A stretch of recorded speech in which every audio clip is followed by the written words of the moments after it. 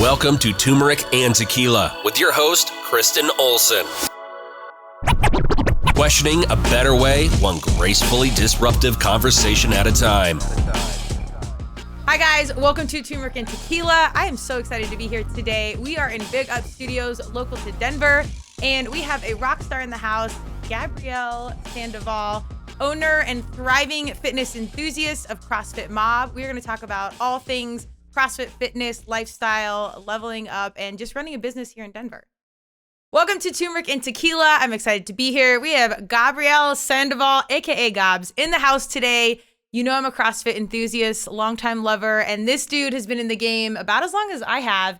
Owns a thriving gym in Colorado and is crushing it, still doing the events. We're going to hear his backstory and how fitness is really driving the passion to help other people and in turn keep this gym running and thriving. Gabriel, welcome to the Turmeric and Tequila show. Thank you so much for having me. Yes. I'm excited to be here. This is a really cool setup you got, so I'm really stoked. We're excited to have you. Well, and you're a fellow podcaster. I didn't even know this. So we've literally, when did you start CrossFit? Oh, geez. It's like embarrassing because I tell people I should be better for how long I've been doing it, but I'd say like 13 and a half years or so. So like 2008-ish? Probably like closer to 2009, 2000. Okay, so I think I was like literally like 1 year earlier than you, but you didn't, I didn't get it for the first year, so I was probably the same. So we've been running a lot of laps together. Yep. And we've only crossed paths, though, I feel like the same events back in the day, and then recently I competed at Battle of the Boxes, which was an awesome time last year, and reconnected, but I didn't know you had a podcast as well. Yeah, we just started it. It is a new podcast. It's called Off the Couch Podcast, so you can go check it out on YouTube, Spotify, or iTunes, and it's similar. We're just talking to, people about just getting off the couch and moving. Like, that's one of my favorite things is movement. And so like anyone that's like a mover, like let's talk. So, yeah. And we have multiple topics. So I love crazy it. stuff. It's these are passionate humans. CrossFitters' number one rule is all we talk about is CrossFit. That's right. So we're going to talk about that. But before we get into all the business stuff, I want to know about young Gabs. Cause like, I didn't even know your backstory until I read your bio, and I was like, and I like the people that have taken their own trail, and I didn't realize how much you did. So this is so serendipitous. Tell us about your story and kind of how you got to where you are today. Yeah, for sure. So when I was younger, I was always active. I think this was at a time when maybe ADHD wasn't as prevalent. Okay. So I wasn't like ever diagnosed with it, but I probably had a level of that because I was just always very like hyperactive. As you can see, I'm like fidgeting right now. And when I was 6, my brother got me into wrestling. So I started wrestling when I was 6, and I did that for like 10 years. So I wrestled for 10 years, and it helped me get some of that before high school, like middle schoolish. So I did high school, I did like just a regular local league, and then I did middle school, and then I did high school, and then I stopped when I was about 16. So I started when I was 6, stopped when I was 16. So that's like the first active thing that I like really got into sport wise. 6 years old, and then I started to play. The next sport was football, so I started to play football when I was in 8th grade. I'd done some street football and stuff before that. And then 8th grade, I also did basketball, and I did football and basketball like for 2 years in high school. And I always knew from a young age that like I just loved being active, and I enjoyed more being outside than I did, sitting watching TV and stuff like that.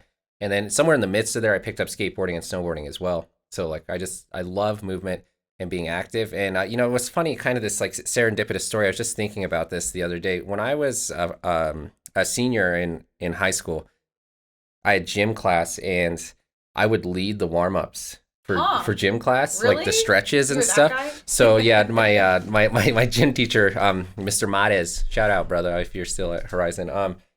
You went to Horizon? Yeah. Oh my! I went to Eagle Crest. Oh really? Yeah. Damn. See, we were crossing paths when we were like 0 years old. It is a small world. Yeah. And so he had me lead the warm-ups, and I don't know why.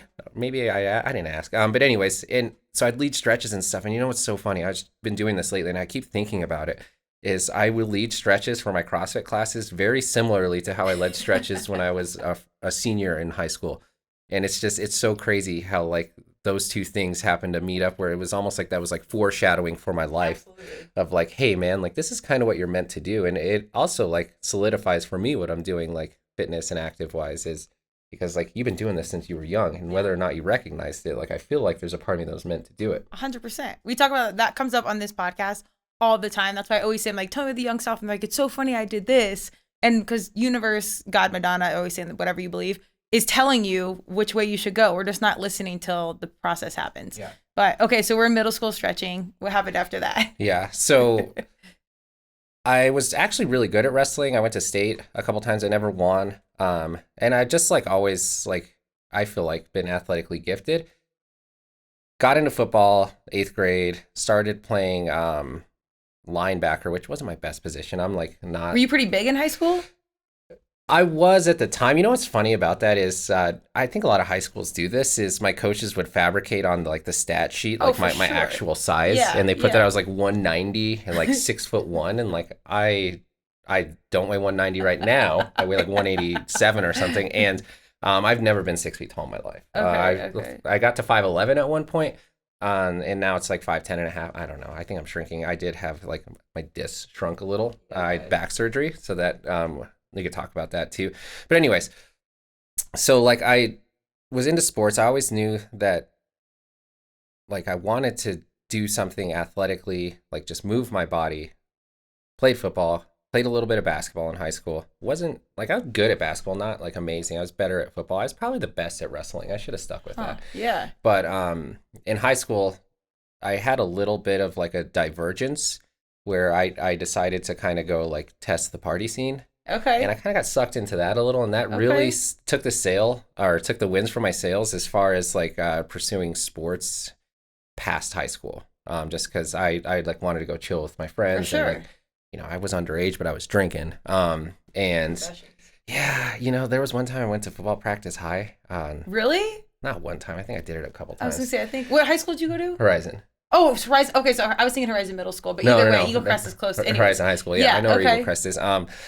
And so I just got into that, and that really took the wind out of my sails as far as pursuing something athletically, because like everyone I talked to, and even knowing myself, like I definitely could have went to college, like for sports, but I just didn't. So I stopped playing sports after college, and kind of got out of the fitness realm or the sports realm for a while. And like I was like, I think I want to explore this party scene. And okay. Wait, do you think that shift was like because of the crew you were hanging out with, or just the time in your life where you wanted to like kind of figure yourself out and figure out, because I think these divergence in the path are actually really important. Yeah. You know, I think there's a lot that goes into that, but some of it's, you know, I grew up with a single mom, so she was working a full-time job. She would be gone till like 7 p.m. And so I was left to my own devices as a young teenager. Okay. So that's not the best recipe for success. But the other one's like, you know, I'm a big person of sayings. Like you can ask anyone, like people at my gym, people that know me, like, you have so many sayings, we should call them Gabisms, because I just have sayings. Like, I don't know, sayings always stick with me, and they're good to regurgitate. They're like, you know, ridiculous, but they're saying for a reason. And so I have these sayings, and one of mine is like, you're a culmination of like the 5 people you hang out with 100%. the most, right? And I think a lot of it had to do with, I was just hanging out with maybe the wrong crowd. They're great people. You know, I'm friends with some of them till this day. Really good people, but maybe just the crowd doing the wrong stuff. So Sure. I was influenced in a different direction because of the crowd I was hanging out with. So yeah, that had a lot to do with it. I would say, you know, my advice to people is like, that statement is true. Yeah. Like, you know, if you're hanging out with people that are, you know, whatever they're doing, chances are you're going to probably be doing something similar. Right. So, you know, if they're, you know, super ambitious, business, sports, whatever, you're probably going to be into that. And if they're, you know, maybe like the finer things of life, like parties and stuff like that, you'll probably be into that too. So It just really depends. So I think a lot of it had to do with the crew I was hanging out with. And at the time, that was more important to me than pursuing a higher level of sports play or anything like that. So I did that for a while. And then I finally, like a lot of things happened, but found my way back to fitness. But it wasn't until I was about 23. Well, so, and you graduated high school. You did not go to college. You went to the mountains, right? No, yeah. So I like this. I think this is a key piece of the story, because now, and this is, I mean, we graduated 20 years ago. So I think there might have been more, I know. Insert the cortisone as I say right? that. Yeah, I think it's more socially acceptable now to not go to college. Or to, I mean, YouTube University, there's all these ways you can learn. Trade schools, which I'm a major advocate for, recession proof, all the things. But back in the day, there was pressure. I don't think I had a friend that wasn't talking about going to college or beauty school or something specific. There was a plan. So that being said, a lot of the people that I thought, I'm like, do they really want to go to college that didn't? I think they should have taken that year to travel, to figure it out, to do, because if you don't do it young, then you turn, you know, 30, 40, 50, and then you're taking that gap year. And It's like, I think maybe just do it from the get-go. So tell us about that decision. Yeah, I decided not, you know, I was, I guess, ahead of my time, and I was like, oh, There you go. you don't need to go to college to There make you money, go. and that's not actually the reason why I did. I wasn't that intuitive at the time. It was more just me and my friends and own devices. Me being a rebel, I'm a rebellious person, so I was like, I don't want to like fit this cookie cutter thing of like, you know, go to high school, go to college, get a 9 to 5, and anyway, so like I had it in my head. I was like, I'll just do, you know, my own thing. I have a better idea than everyone else. But it was at a time when going to college was very popularized compared to like now. There are other options where it's like, oh, okay, you don't want to go to school. There are other ways to be successful. So like let's look into that. So this was at a time pressure to go to college was high, but I just, you know, like I said, I was in the partying scene. I was into drinking. I was smoking some weed at the time, and like I just didn't want to go to school. Like for those reasons, like I didn't want to fit into that typical cookie cutter, but also like I never loved school. Yeah. Like I've always been a very intelligent and like an intellectually gifted person. Like I consider myself wise, and school to me was always in my head was a waste of time or was boring, and so I just didn't want to go do it. I was like, this is boring. I was the type of person like I wouldn't study for a test and I would ace it, and like if I had to do something last minute, I could just throw it together and do it, and it would end up working out well.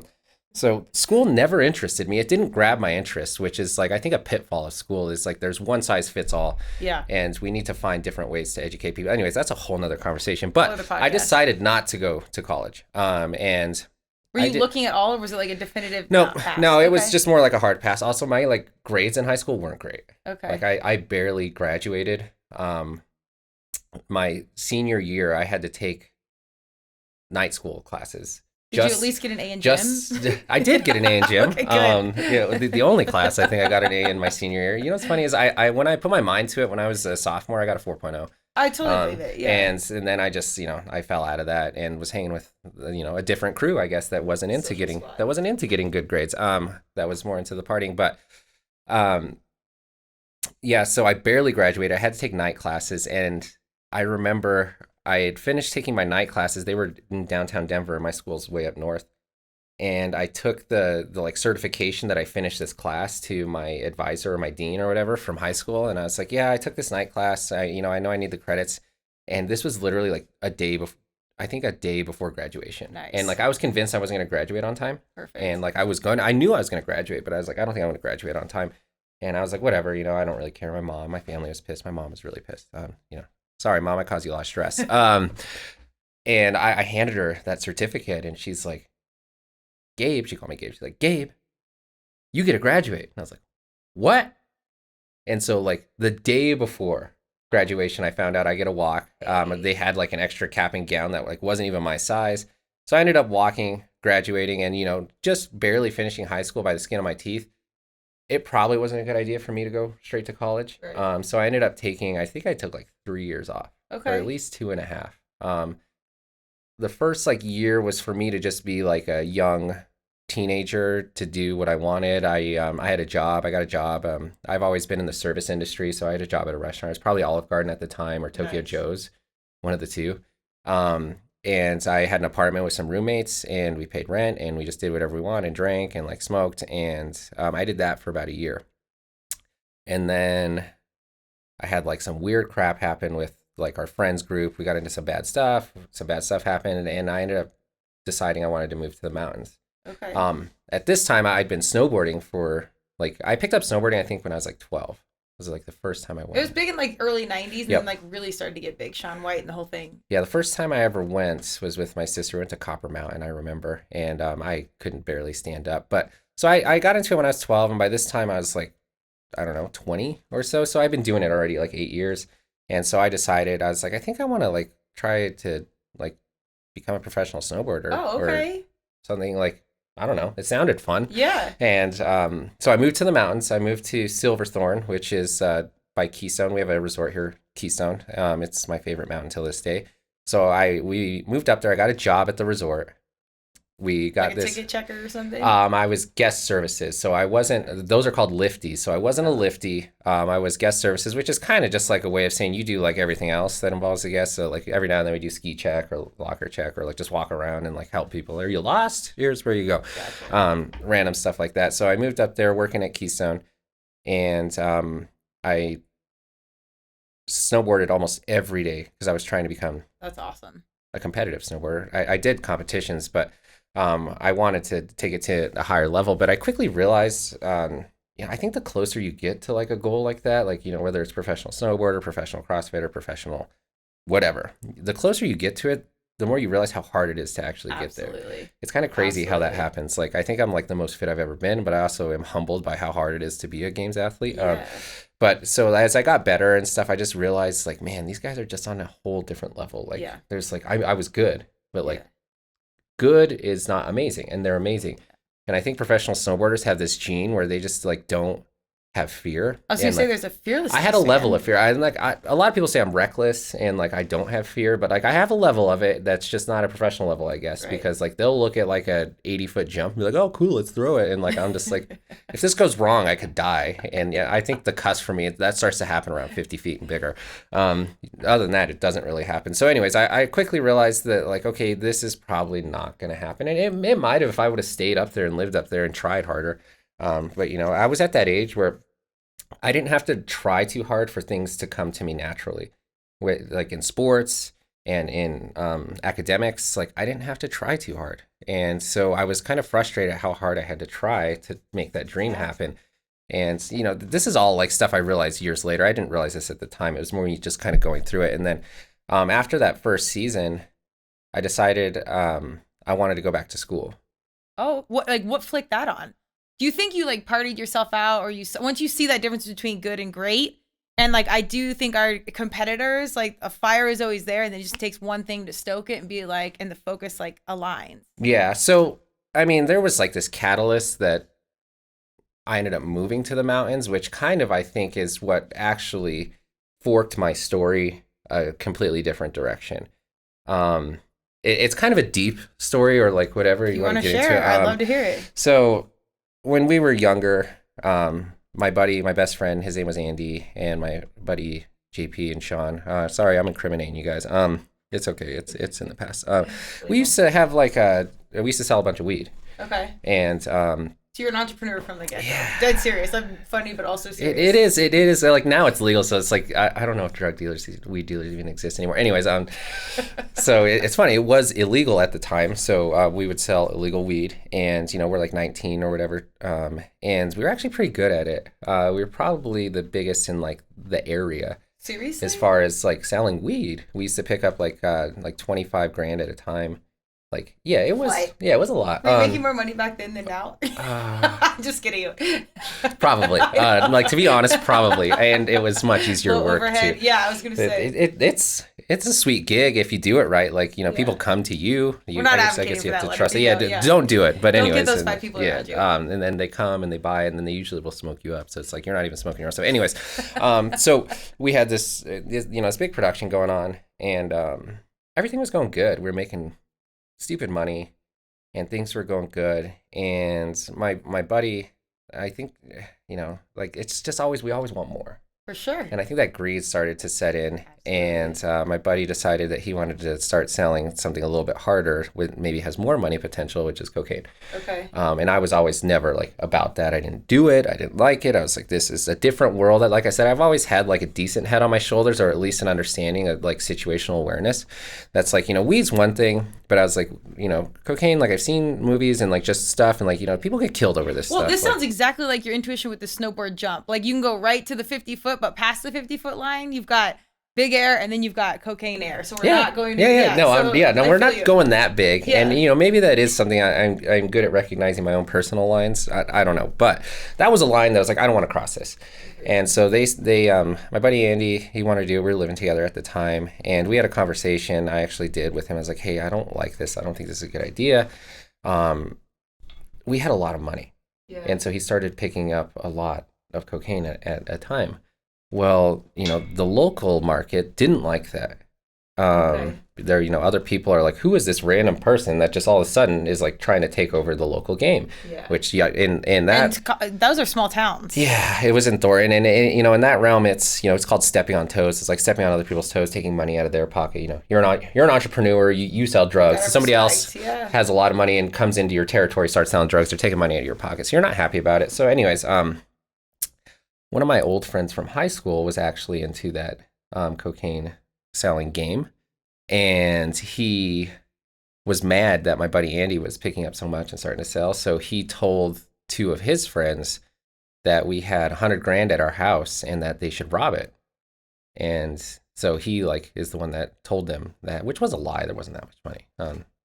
Maybe about half that. Anyways, so they like staked out our house and waited till we left. And my buddy Sean was still there though. He didn't have a car at the time, so they thought the cars were gone. So anyways, they broke in the house. They find Sean. They beat him up. They hogged time in the basement. Like we're like hitting him and stuff. Jeez. And he called my buddy Andy and was like, "Hey, we need the code to the safe." Well, the only people that had the code to the safe were me and Andy, and he'd lived with us for a while. He never needed it. So like Andy knew something was wrong right away. Just hung up, went over there with 2 of our friends. Encountered these guys, like beat one of them up, and the other guy came out and he ended up shooting my buddy Andy, and so he shot and killed him. So, oh my god, yeah. So this was my best friend at the time, and it just like completely rocked my world. It rocked all of our worlds because he was kind of the ringleader of what we were doing. Yeah, and it was just a huge like just shock to everyone, and especially because we were so young. We were like 20. Like, wow. So like not only to us, our friends group, but the parents, like, man, it was a rough time. My girlfriend at the time, like her mom's like, you can't date him anymore. Date me because of that world that I was in. I don't blame her. If I was a parent, I would have said the same thing. Anyways, so that happened. And so that was the catalyst. Like our operation kind of fell apart after that. Wait, why were you not there? I think, and I've never like told her this, but I think my girlfriend saved my life because, I was dating her and she was still in high school because she was a year or 2 younger than me in high school. So she was 2 years. So when I was a senior, she was a sophomore, and we were at prom. Wow. Because she was a senior at the time because I had graduated. Okay. And if I hadn't been at prom with her, I probably would have been there. Like pretty much guaranteed would have been there. Yeah. And I remember getting the call that night. That's heavy. Yeah, and so that happened. It threw a big wrench in everything, and kind of like we just didn't know what to do. Me and my buddy JP kind of tried to pick up like where we were left. It fell apart. And I think part of me subliminally is like, I just need to get away from all of this, like the life I had built. I just need to get away for a while. So that's why we decided to move to the mountains. Me and my buddy Sean, he was a snowboarder too. And we had some other friends that like weren't in our realm, like, like they were friends from high school that I would like sell weed to, and like they were like, we're gonna move to the mountains too. So there's actually a crew of us. So we ended up moving to the mountains and just having this nice snowboard crew, working at the resort and just snowboarding every day. And it ended up, I think it was to get away, but it ended up being like one of the best things that ever happened to me. It had to be healing just to be in nature and like be by yourself and get your head together. To get out of that world and to just like, show myself that there's more than just, this hustle or trying to make money or whatever it was that I thought I wanted to do. And, being out in nature every day and like just snowboarding with your friends and just having that good time just really opened my eyes that, other things can be just as appealing, if not better, like way better. And then my girlfriend at the time, she was about to start college, her and her friends. And I think a lot of me was like, I just overall kind of felt like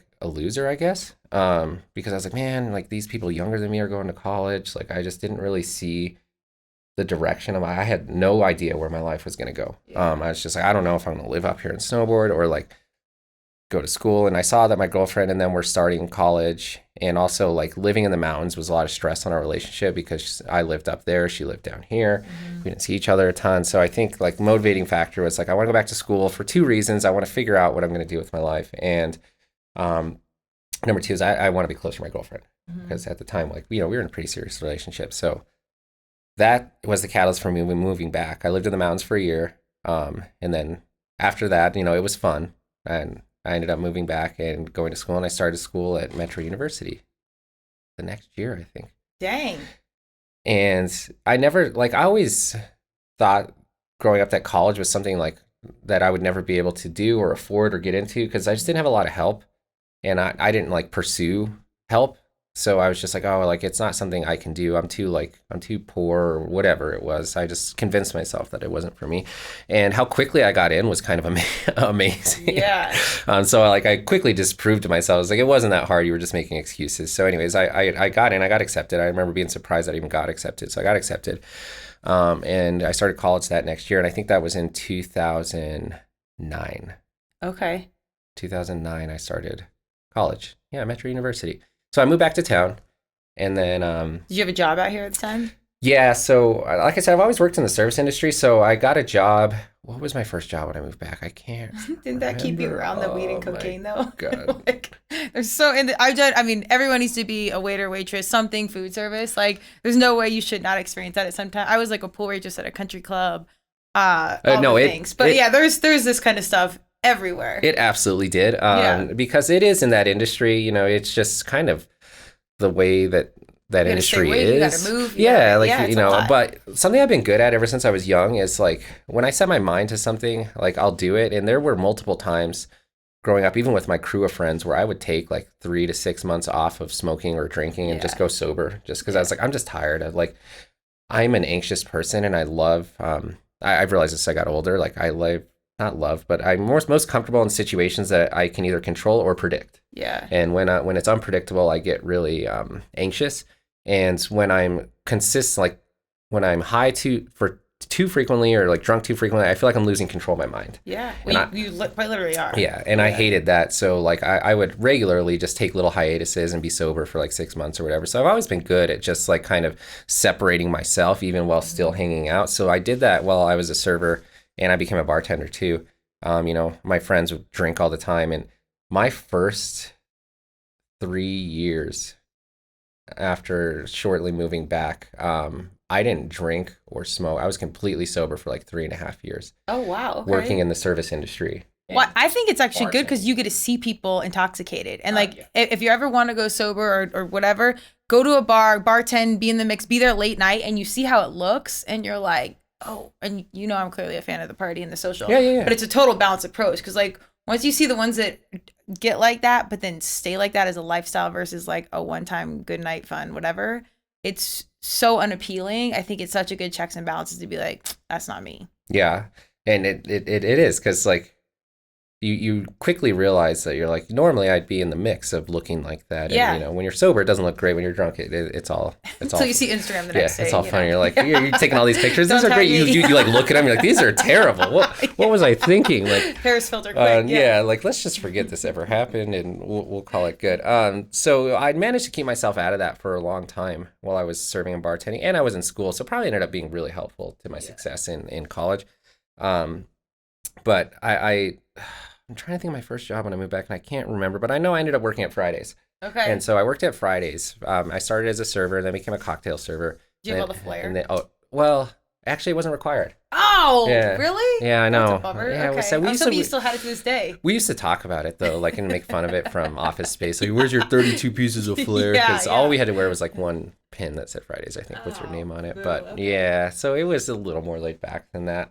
But we joked about it a lot. But dude, now in CrossFit, it's all the flair. Like, wrist wrap, shin guard. Dude. Okay, I digress. Keep going. That's, like, just a sidebar. That's one thing. Every time I coach, before we start the workout, like, my literal routine before we start the workout is like, all right, guys, now's a good time. Use the restroom, put on your workout flair, get your water, chewing gun, say your last prayers, call your mom. I say the same thing every time. So, like, workout flair is a real thing. But, no, we weren't required to wear flair, but we had, like, a ridiculous red shirt with a black collar, and it looked, in my opinion, dumb. But anyways, it wasn't flattering to me.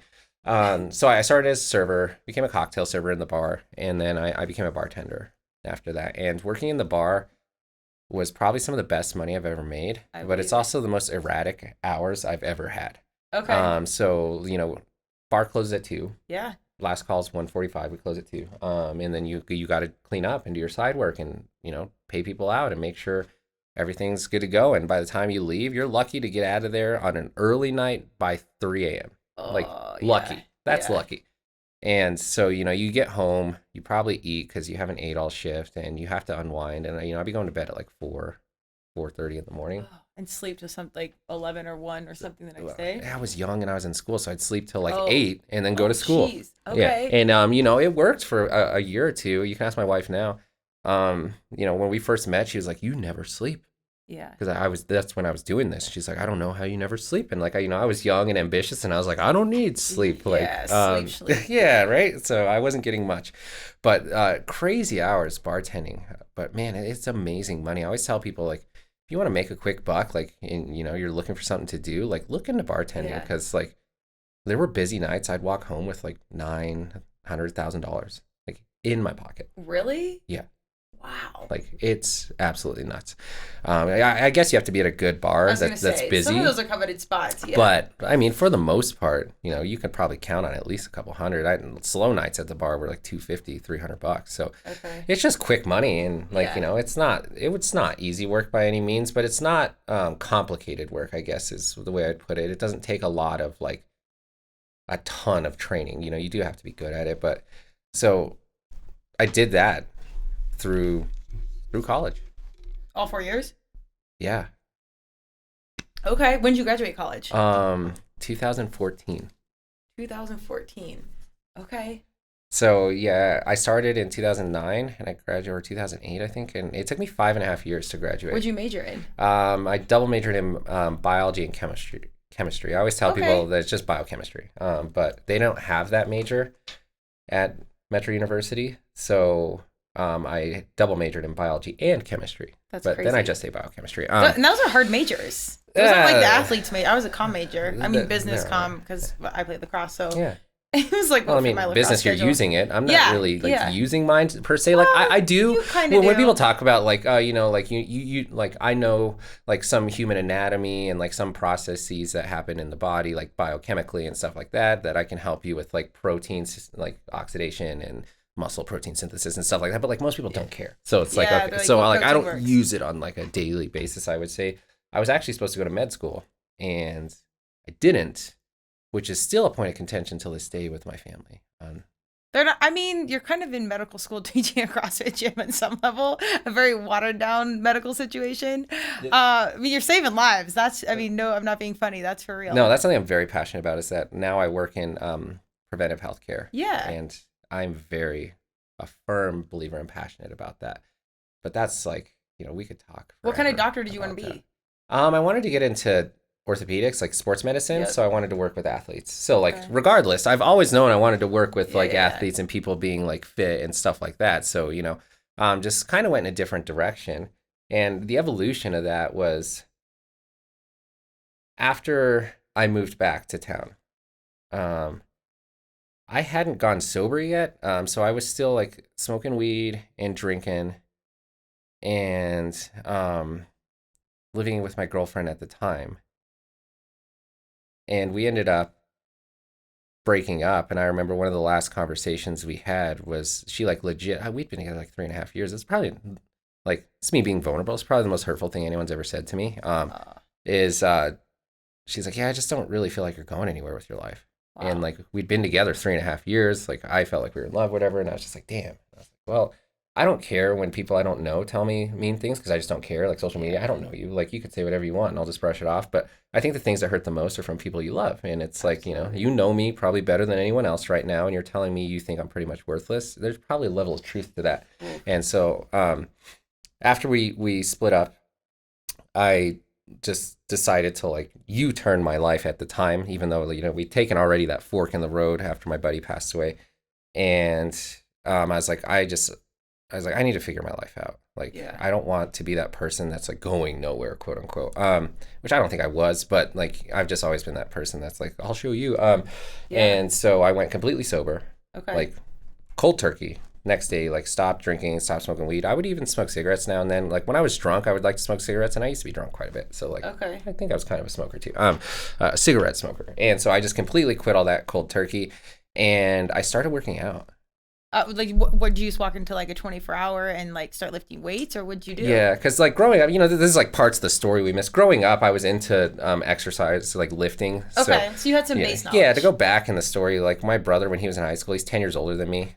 He was like a power lifter in high school, and we used to walk to the rec center every day, and it was about 1.5 miles away. We'd walk to the rec center, and he would go work out and do bodybuilding in the gym for 2 hours, and my other brother and I, who's 2 years older than me, would go outside and play for like 2 or 3 hours. Like my brother talks about it till this day, my older one that used to drag us along. He's like, that was so mean for me to like go work out for 2 or 3 hours, just leave you guys outside. You know, I was 6, my brother was 8, and then he was 16. Gotta get those gains. You know, we used to go like, because the rec center had a door downstairs, so you could see the gym going, like, hey, are you done? He's like, go away. Like, not done yet. So we'd have to wait. So we did that a lot. So I was exposed to exercise at a young age. And then that same brother, I lived with him for a year in high school. I lived in Great Falls, Montana, when he was a recruiter in the Marine Corps.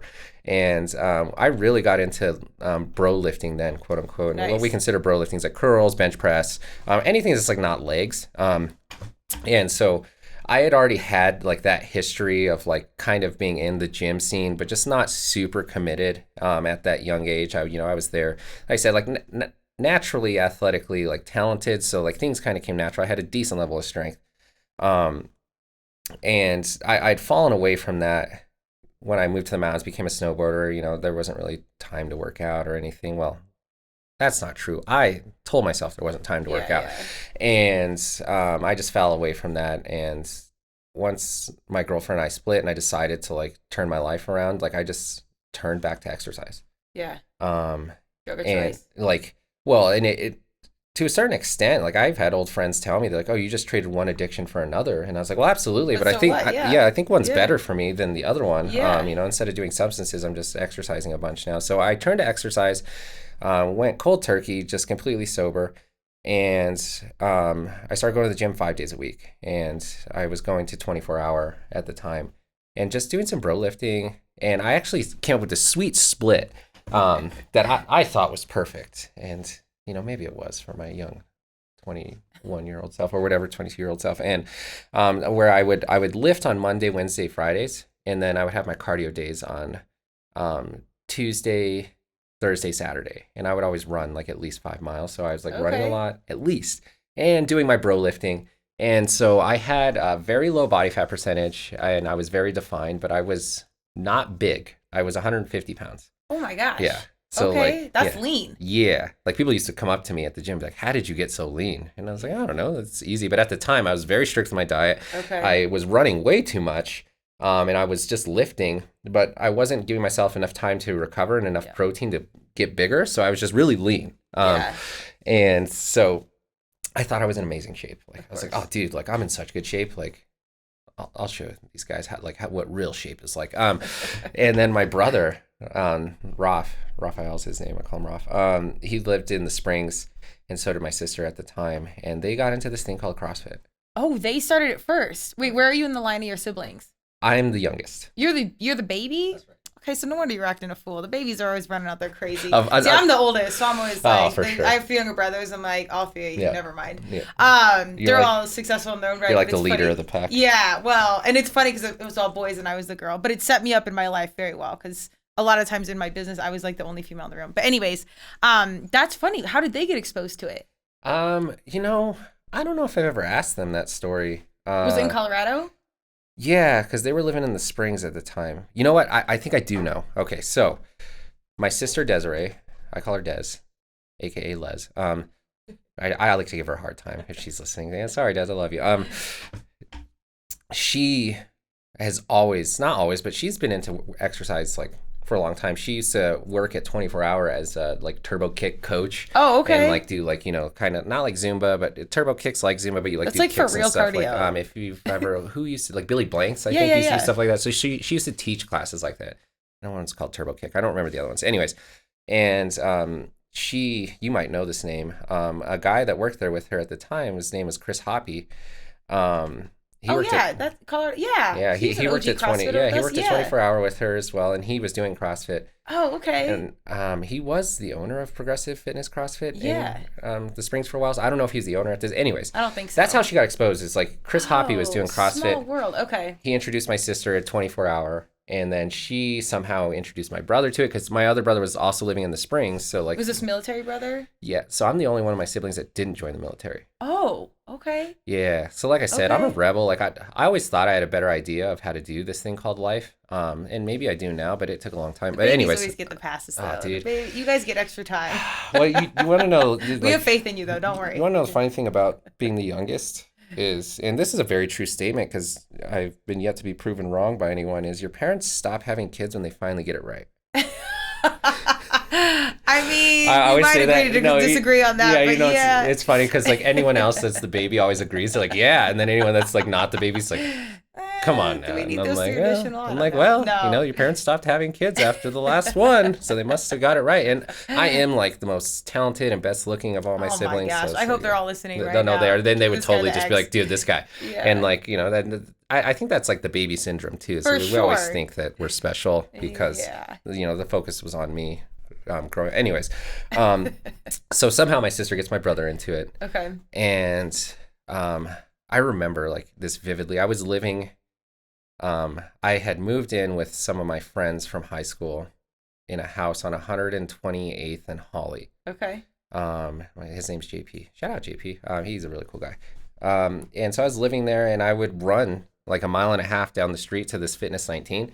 Was a gym. I'd run there, do my lifting, and then run home. So like, and I thought that was my warm up and cool down. Well, it's like that was like a 4-mile run every day. Anyways, 4 miles isn't a warm up, guys.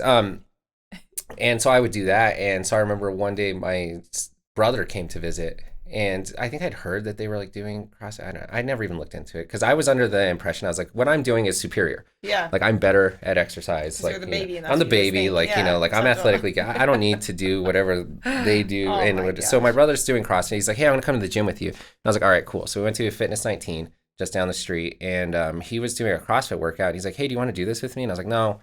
I'm good. Like I have my routine, and I was like, in my head, I was like, this is what I need to do. It's the best. Like it's giving me these very lean results, maybe not the most fit results, but and he's like, okay. He goes over and does his own thing, and he was doing like dumbbell lunges.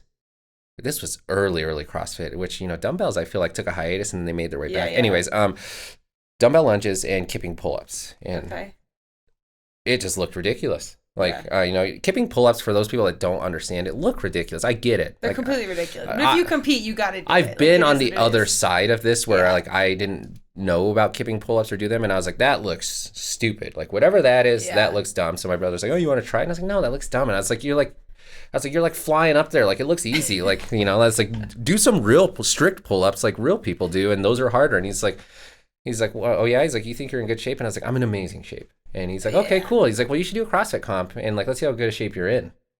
And I'm very competitive, and I was just like, well, what is it? And he's like, well, you work out, and whoever does more reps or lifts more weight or goes faster wins. And I was like, say less. Yes. Say less. Like say less. Like that has my name written all over it. Like I can exercise circles around almost anyone. This was me, the way I was thinking back then.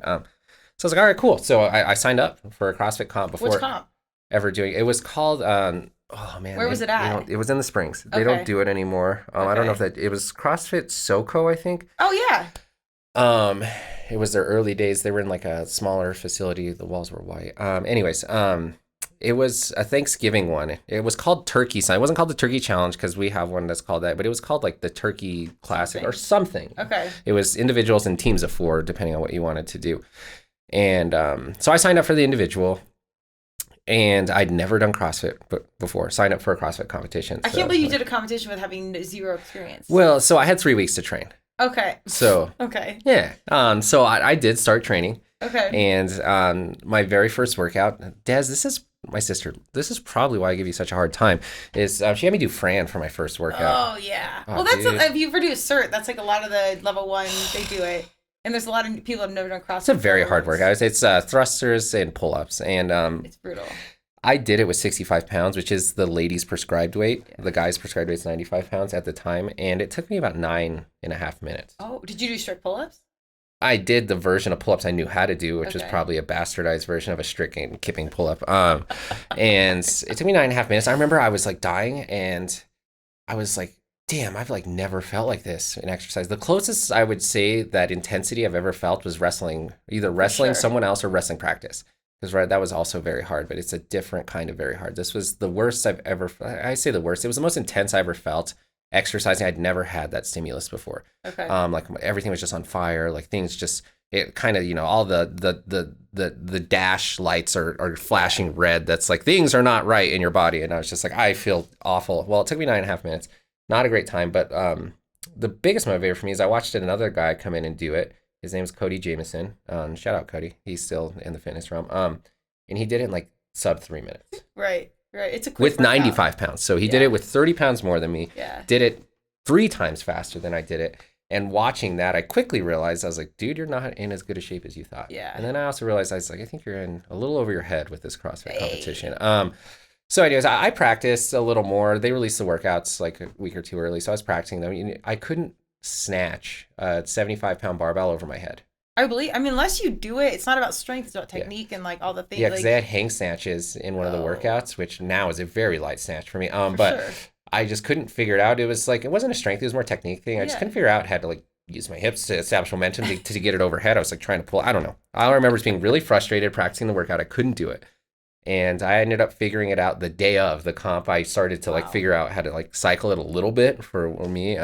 Anyways, so I do the competition and I got 10th out of 20, which wasn't terrible, but this was at a very early time of CrossFit where like it was not as competitive as it is now. Right. Like, you know, people weren't as good as they are. Like there were some like outs. Chris Hoppy did that comp, he won. He freaking did really good, but there wasn't, you know, like it wasn't as competitive as it is now. So I'm not trying to discount my performance, but I don't think that would be the case if it were to happen nowadays. Well, it's a totally different animal now. Totally. And so there's more skill involved too. But so I ended up getting 10th, and I'm the type of person, I hate sucking at stuff. Yeah. Like, so I was like, I don't want to suck at this or anything. And I was frustrated with myself that I sucked at it.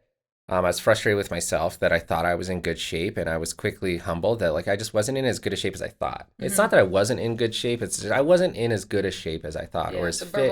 Bubble was burst. Wasn't as fit as I thought. And so I decided, I was like, I'm gonna do this CrossFit thing, because clearly and doing the comp, I saw other CrossFitters, they were shredded, the guys. Yeah. Like, you know, they were big and they look good. And I was like, I like the way they look. So I'd like to look like that. And clearly, you know, I'm not as in good shape as I thought. So like, let me do this to get myself in better shape, maybe look better, get stronger, and also not suck at it, because I hate sucking at stuff. Like, I hate it. I just started playing ice hockey last year and I suck at it. And it's very humbling. Anyways, but so I sucked at it. I was like, I don't want to suck at it. I got sucked in and I just started doing it like 5 days a week. And the funny thing is, I lived here in Denver because I was going to school, and I would drive to the Springs like 2 or 3 times a week. Just to train to do CrossFit at Progressive Fitness. Was there CrossFit. Nothing down here at the time? Oh, there was. So it wasn't like Verve around? Yeah, oh yeah. I was so new to it, and I didn't look into it. It was just I would go do it with my brother and my sister. Yeah. And, those are like key years. And it was like this was also a time when I was single. I was in college. Like I like kind of had time to waste. Yeah. College was rough for me, but I was still the type of person, I didn't need to study a whole lot to grasp concepts. They would come like right away. Funny story is I didn't study for my level 3, right? CrossFit level 3, and I passed it, but we can talk about that later. Yeah. I've always been a good test taker. So I had extra time. So I would drive down there a couple of times, 3 times a week sometimes. And then I would do CrossFit up here at 24-hour, just makeshift CrossFit. Yeah, yeah. Like, you know, you have to make it work. I'm impressed they have some of the stuff. Like, it's definitely not the same. It's hard to do. I remember trying to do overhead squats with like the like metal 25s in the bar, and like barely being able to do it because that was too heavy for me at the time. But also, like, you know, you can't really drop the bar because the weights aren't made to be dropped. Plus, you look like a weirdo. They didn't have like the right type of pull-up bar. I remember one time I hung my own rings at 24-hour from the basketball court for the basketball hoop. Influencers Gone Wild now. Yeah, no, totally. Yeah, dude, if you want to see a video of Influencers Gone Wild, we'll have to post some of this. I just got back from Hawaii, and my buddy took a video of me on the beach doing 50 thrusters with a big branch. Oh my god! And I didn't know he was taking the. I didn't know he was taking the video, and he's just like, I watched it, and I was like, this is like Influencers in the Wild, and I was like, you know, it seemed cool to me at the time, but now that I watched the video, I look like a douchebag. Anyways, so I was doing CrossFit like down there, and up here makeshift. I ran into my business partner CJ doing CrossFit at 24-hour. He hadn't been doing it. I think he said this is the first time he was ever exposed to CrossFit. We went to high school together, and we played football together. He was always better than me, and he was great above me. I don't think he remembers playing football with me, but we talked about it. Anyways, he saw me doing CrossFit at 24-hour, and, you know, my makeshift whatever, he says I was doing box jumps, and he's like, yeah, I remember watching you doing box jumps like really quick. And he's like, why is he going so fast? Like, you know, like, well, you don't need to go that fast. Like, just do one at a time and, you know, get the jump stimulus. And he asked, he's like, what are you doing? And I was like, oh, CrossFit. And he's like, oh, okay. And he said that's like all he'd really heard about it until he went and ended up having some friends and trying it on his own. So I was doing CrossFit at 24-hour, and then I really got into it, and I signed up for another competition. Okay. And it was up north. it was the Warrior Classic, I think was the name of it. And I signed up for that, and I went up and did it, and I met this person, Lindsay, and she had just opened a gym off of like 78th and Washington, which was not that far from where I was living at the time. And she's like, oh, we're having our grand opening. You should come check it out. So I met her through that comp. I went and checked out the grand opening, and I worked out there. And then I was like, I just want to go here. So then I started going there. Okay. And then I quickly like realized how much I loved it, and I got into coaching. So I went and got my level 1, and I started coaching CrossFit, and just got with my girlfriend. So I'm coaching CrossFit, girlfriend, college, full-time job. And so I was doing that for a while. Yeah, it doesn't seem like a lot at the time, but now that I think about it, that seems like a way lot. Yeah, that's a whole load right there. I told you I didn't sleep a whole lot. Yeah, when I was apparently not. On that age. Yeah, you don't need sleep when you're young. That's why you need it so much when you're older. You didn't sleep when you were younger.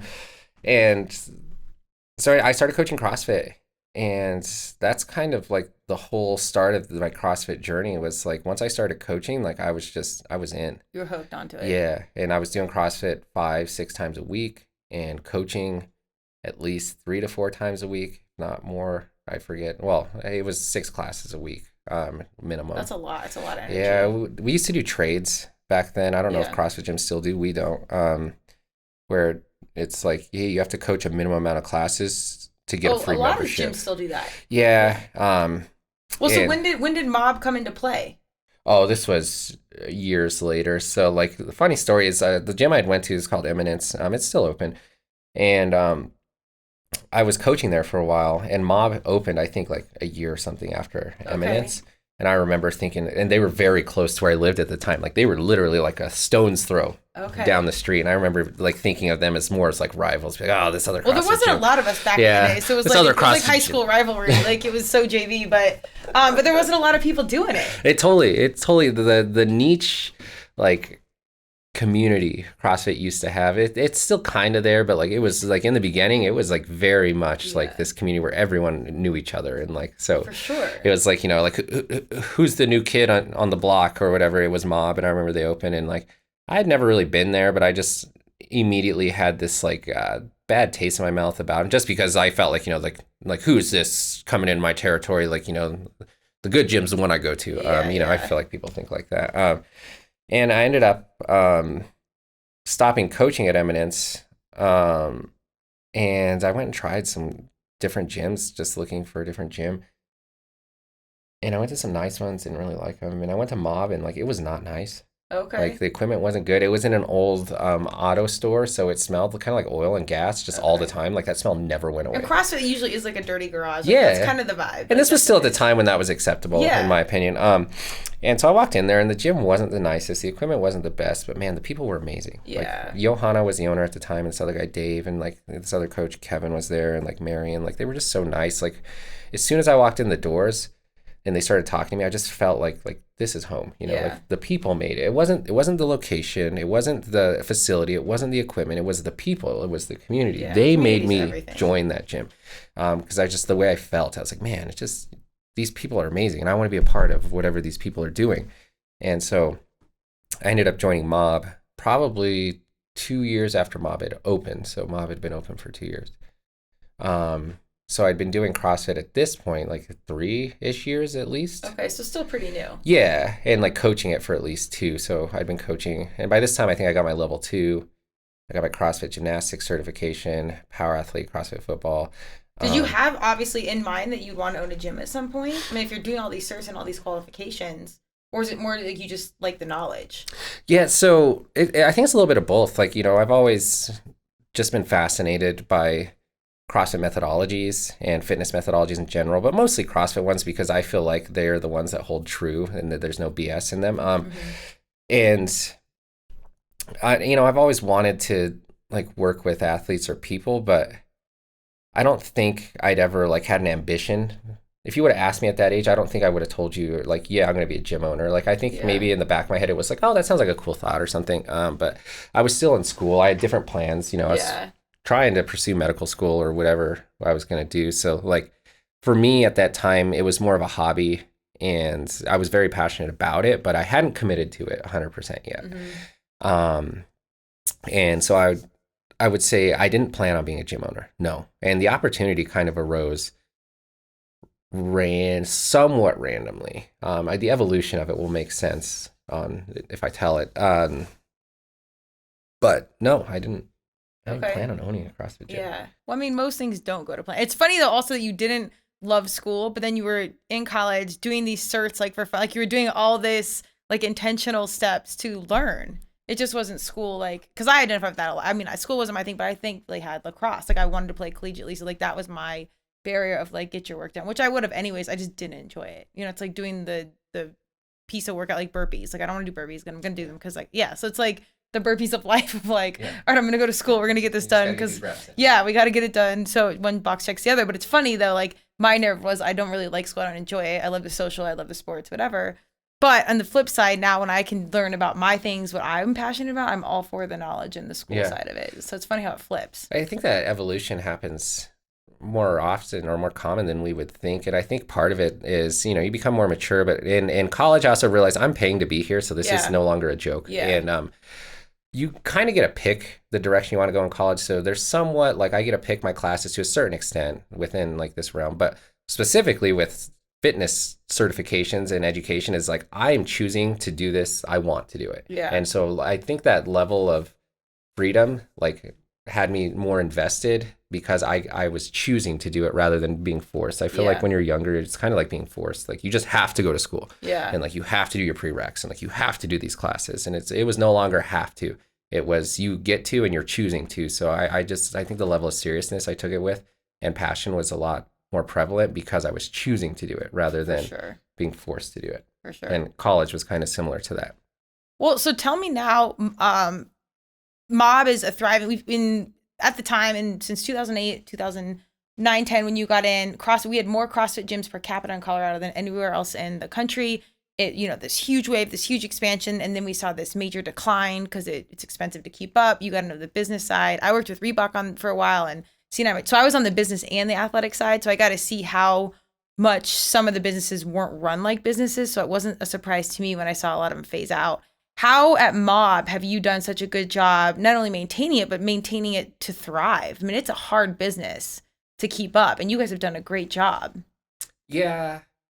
Thank you. I think the key to some of our success, and my business partner would attest to this, is I'm the type of person that's like, I'm always trying to improve, whether it's myself or my business or my coaching or whatever. It's like, I'm just always trying to be better. Like I regularly will give or ask for feedback on my class that I coach. I will do like a mental recap on the class I just coach every time. And I've been coaching for almost 12 or 13 years.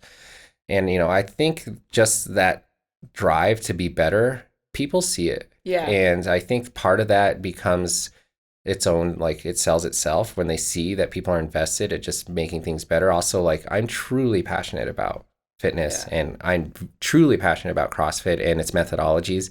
And I think it's the best way to get healthy and fit on the planet. And people can see that. And it's intoxicating when you see someone that's doing something they're passionate about.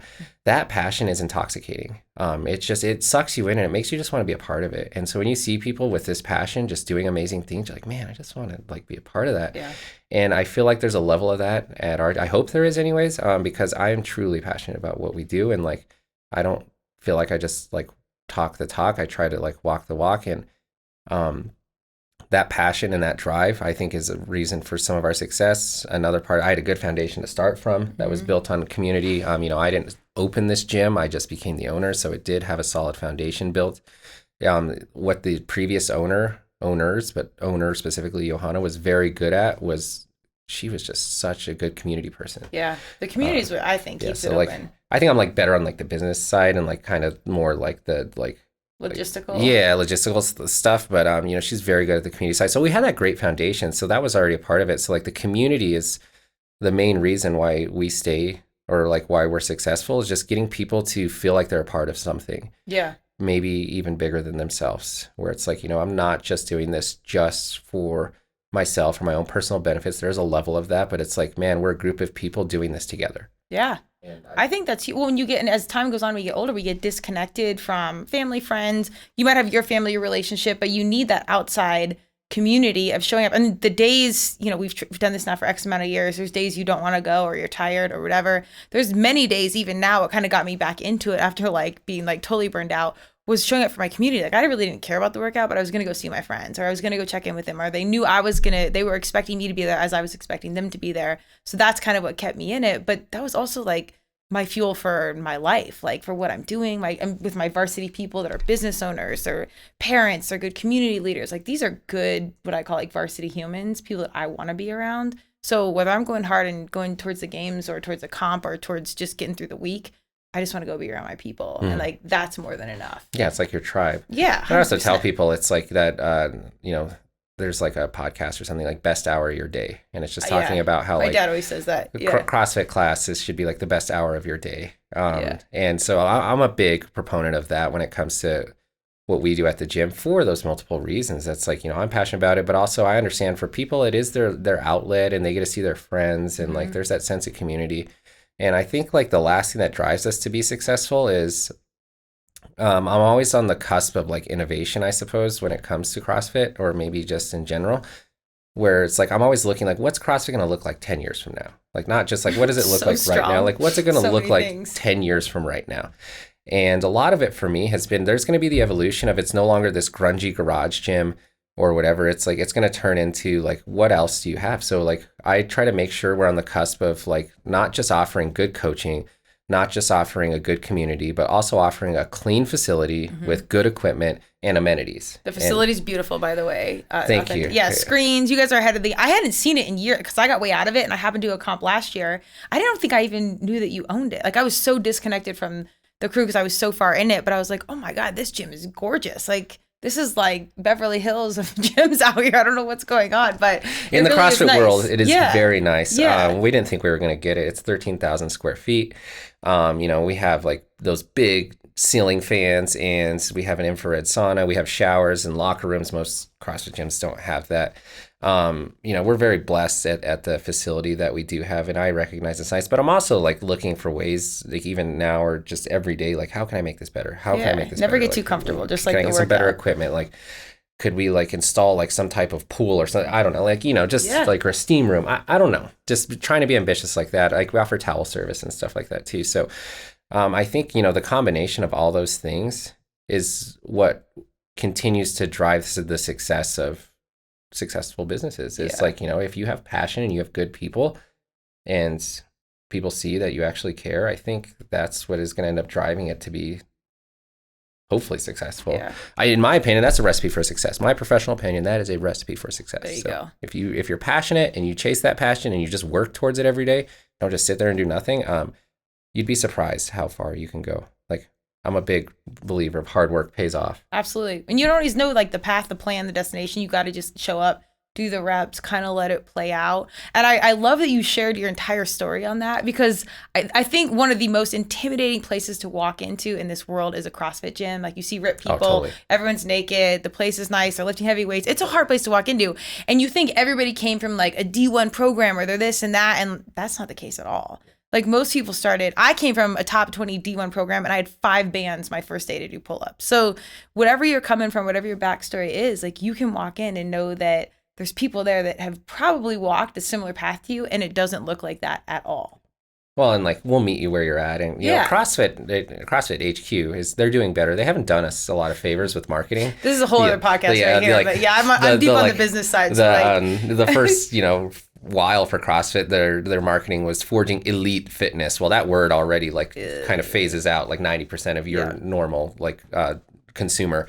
And then our mascot was this shredded clown that would throw up when he worked out. So it's like called Pukey. Yeah, and it's like that's not appealing to most of the population and most of the people that do grow. Like my average demographic is mid 30s to 40s, just a normal person like just wanting to work out 4 to 5 times a week. Have a good time. Go hard. Be around other good people. I do think the number one thing to echo your statements on hard work is that authenticity. Like when you have a coach, a leader, a business owner, someone that authentically bleeds it and you can just see that like the purpose is so aware and like you can so see them there in alignment. I think that's where like is like the main sell point. Everything once you have that baseline, the hard work, the nice gym, the ambition to constantly improve, all that plays in. But you've got to have like that step one of genuinely. That's like a big thing for me is that I tell people, especially being a business owner, a coach, a parent. I'm not a parent. Well, I actually have a baby on the way. Oh, do you? Yeah. Oh, congratulations! Yeah, I didn't know that. Yeah. Does everyone know that? Yeah. They do now. Okay. Yeah. My wife. Oh, okay. My wife made the official Instagram post like the last weekend. So that's huge. Okay. She's 21 weeks. We're having a boy. So what? I'm 36, and all right, come through. Okay, this is big. It is. I'm 36, and I don't have kids, and so okay. I'll be 37 by the time my child's born, and.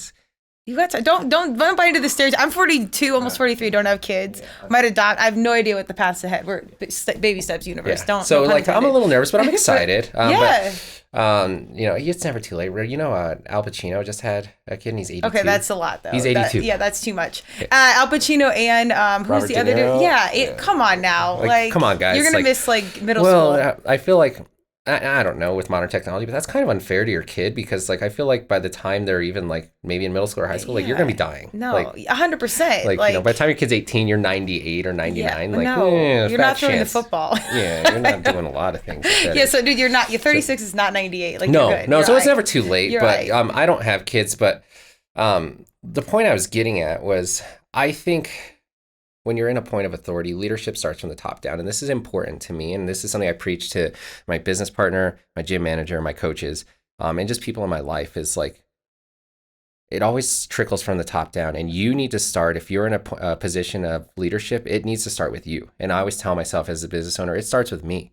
Like it always starts with me. If I want my people to do something, I need to do it. Yeah. If I want my coaches to do something, I need to do it. If I want my members to do something, I need to do it. And so like I'm a big proponent on like from the top bottom, like it needs to trickle down. You need to lead by example. Yeah. Like don't be a boss, be a leader. And if you're a boss, you're not going to get far in life. Leaders are people that like leaders say, I'll go first. Bosses say, you pull me behind you guys till we get to the destination. And so it's like, it's so important to me to be a leader. Amen. Like, lead by example. Yeah, I was gonna say attitude reflects leadership always. Like you can't, there's no shortcut to like, well, I have this degree in this demographic and I have this and this, follow me. People, that's not the way it works anymore, especially our young people. Like you got to have the ethos of authentically walking the path first. Yeah, I never even talk about my degrees. So people that listen to this might be like, what degrees does he have? I hope do a lot of smart. Do a lot of your people, your crew know like your full backstory? No, I wasn't planning on talking about that. So if you guys listen to it, this is how it goes. That is my backstory. I'm not ashamed of it or whatever. Otherwise, I wouldn't talk about it. But I just don't. It doesn't come up in normal conversation. I think it's huge. And everyone that finds out about it, because I live a completely different lifestyle now. Like I'm very much into exercise and fitness and health, and I don't do any of like that type of lifestyle anymore. And everyone that finds out about it is like, I just can't picture that being you. Everyone has a story. Yeah, that's why the turmeric and tequila, like there's all people wear hats, and that's when we come to these conversations. I never have like a destiny of the convo in mind because I know it'll always go the way it needs to.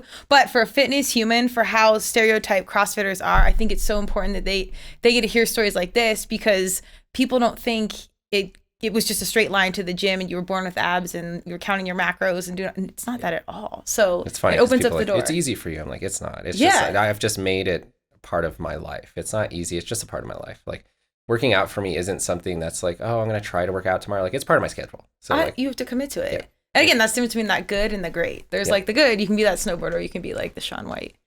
All right. Well, I have a million more questions, but we're going to wrap up. Yeah. Gabs, thanks for coming through. Thanks for sharing the story. I had 13 years later, I finally get to hear like the backstory. No, thank you so much for having me. I'd love to have you on our podcast, Off the Couch. Say less, I'm in. I didn't want to like bring this up too much, but I remember watching you as a younger CrossFitter. Really? I used to go to the games. You went to the games. We did. And just, really thinking that was really cool. And, so I would love to talk about that when we have you on. Let's go. I will. I haven't talked about any of that stuff in a while. We were in such like a... No, I still remember. A zone. I think I'm one of those like old school kind of like, I miss the old days of CrossFit. I know. We're getting to that age. I think I'm getting old. But like I remember that. And like, Front Range was like the leader of the game for a while. They had that really young girl, Colleen. Oh yeah. I coached. She was I played the cross, coached at Grandview, and she was one of my kiddos, and I brought my whole team in to just try CrossFit. really just to get him to like work out and do something different. And Colleen loved it. And like a year later, she was kicking our ass. So I was like, what did I do? Like, what happened here? Yeah, I remember. No, she's a rock star. Anyone that was from Colorado, I'd always cheer for at the games. Oh, so, like, my dude. Yeah. You, That's how it should be. Front Range. My favorite CrossFitter of all time is Matt Chan. Okay.